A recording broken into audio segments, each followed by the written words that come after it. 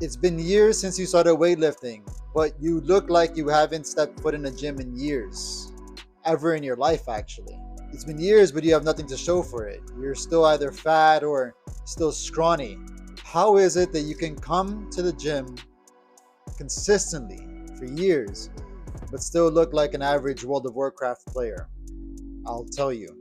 My name is Ray, and I've been consistently bodybuilding since 2022. Since the summer of 2022.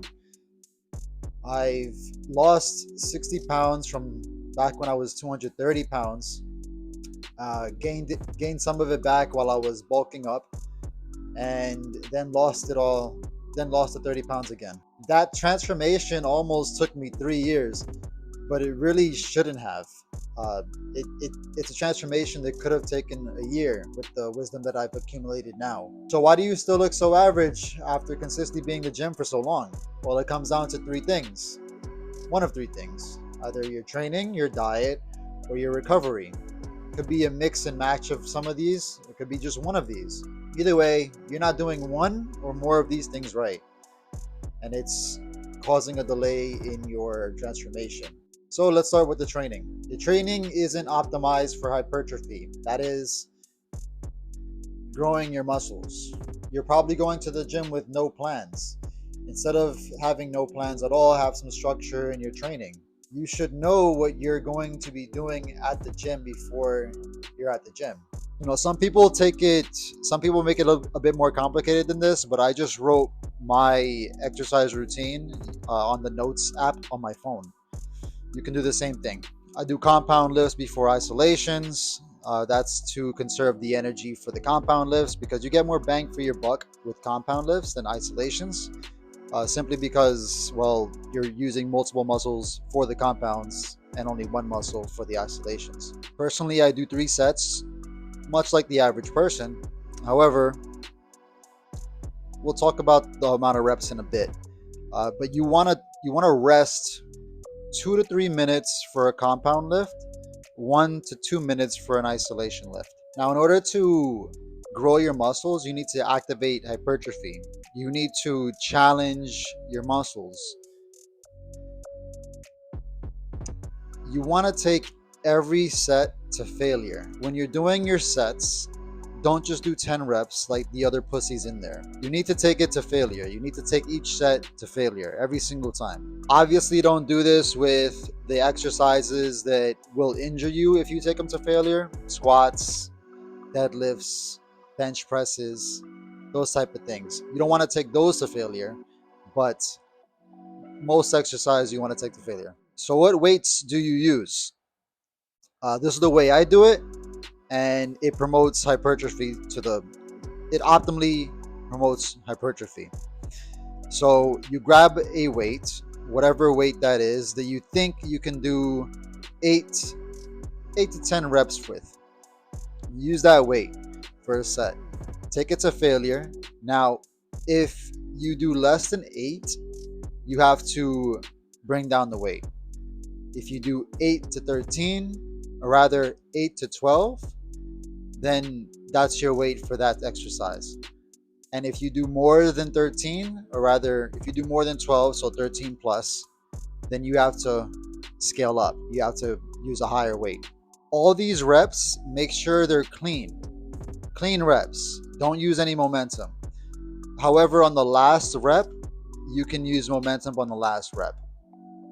And hold that rep for as long as you can. You want to hold the tension of that rep as long as you can. Ideally, your full set should last about 40 seconds.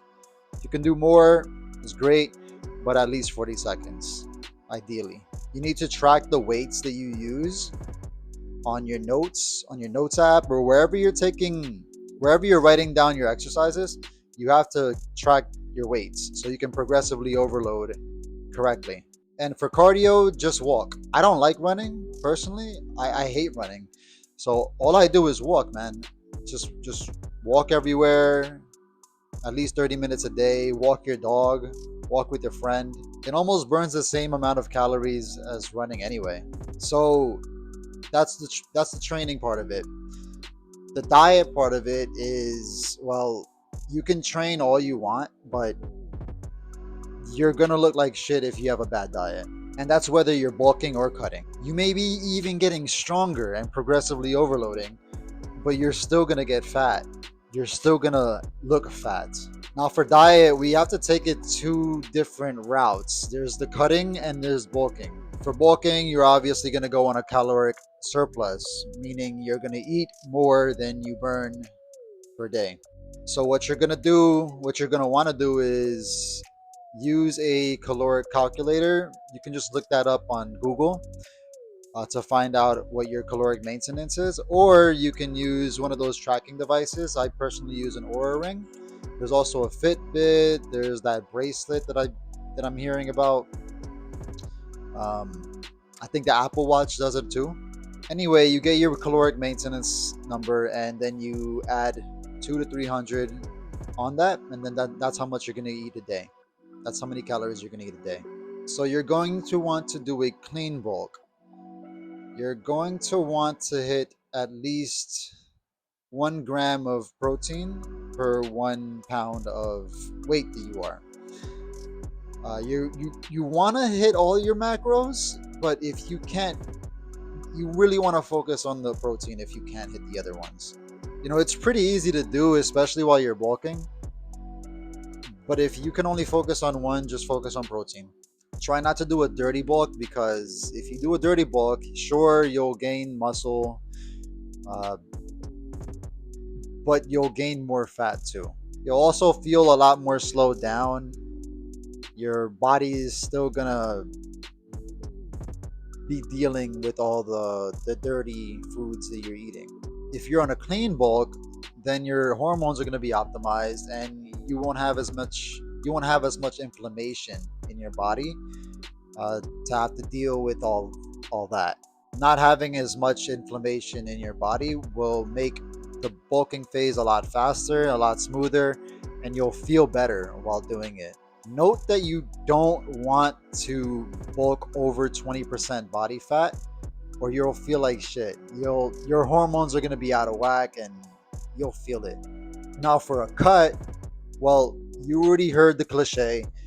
You can't outwork a bad diet. For a cut, you're obviously going to be in a caloric deficit, which means you take your caloric maintenance number that we figured out in the last phase, in the bulking phase there, and then you just subtract 2 to 500. I personally subtract 500 because if you subtract 500 calories from your caloric maintenance, then you lose about a pound a week. Again, you're going to want to eat clean. You won't have to deal with the inflammation in your body, so it makes the cutting process a lot faster. Now, you could be doing the training and the diet correctly, but if you're not getting enough recovery, then, well, it's all for nothing. So I have a friend who was 320 pounds. He trained very hard at the gym.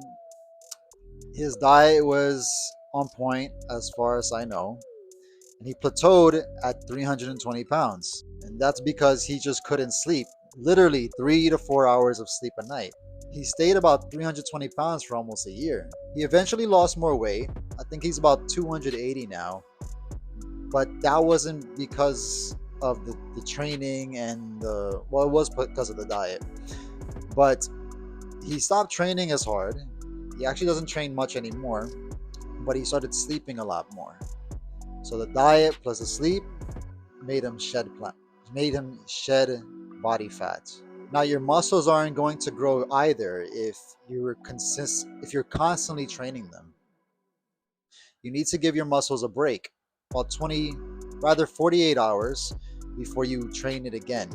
So, for example, if I train legs on Monday, I'm not going to train them again until Wednesday. Same for every other muscle in your body except your heart. Your heart, you can actually train every day, no problems. But yeah, back to sleep. Your body needs sleep. It needs 7 to 9 hours of sleep, and you already knew that. But your body loses fat, it uses the fat, and it also builds muscle during that time, during the time of rest. I don't need to tell you that 4 hours of sleep is not optimal. for for sleep, for recovery. I don't need to tell you that because you already knew that.